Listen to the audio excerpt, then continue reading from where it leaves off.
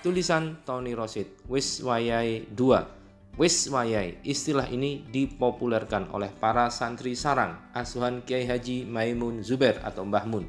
Prabowo yang duduk di atas mobil milik Mbah Mun itu diteriaki Wis Wayai oleh para santri, diiringi gemuruh sholawat dari ribuan santri.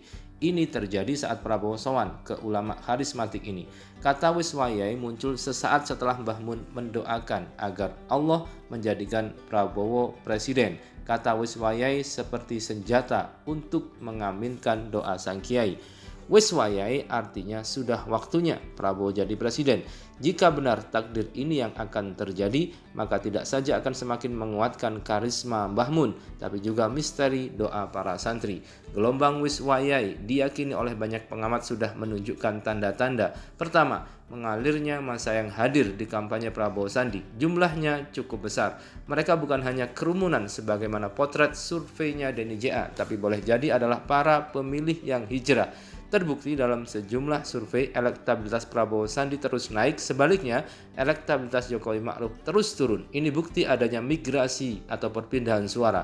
Swing voter beralih dukungan dan undecided voter sudah mulai menentukan pilihan. Kedua, adanya gelombang dukungan dari sejumlah tokoh berpengaruh, hampir dari semua kalangan, kelompok maupun personal, mulai dari pengusaha, militer, bahkan ulama.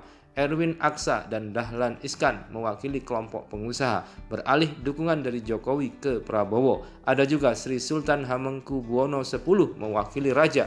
Dari tentara ada Gatot Nurmantio. Bahkan untuk meyakinkan kubu Prabowo Sandi, Gatot mengkritik tajam dan pedas rezim Jokowi. Kritiknya terkait dengan anggaran militer yang sangat kecil yaitu 6 triliun. Gatot juga mengkritik langkah istana intervensi dalam mutasi jabatan para prajurit terbaiknya. Gatot dilengsarkan, orang-orangnya pun dibabat habis. Gatot kecewa, bahkan teramat kecewa.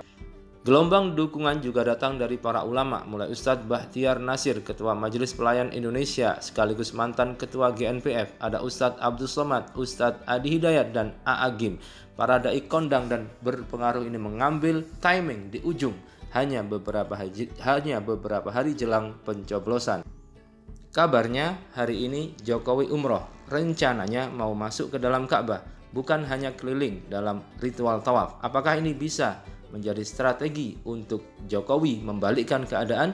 Berat, gelombang rakyat sudah terlalu deras larinya ke Prabowo Sandi.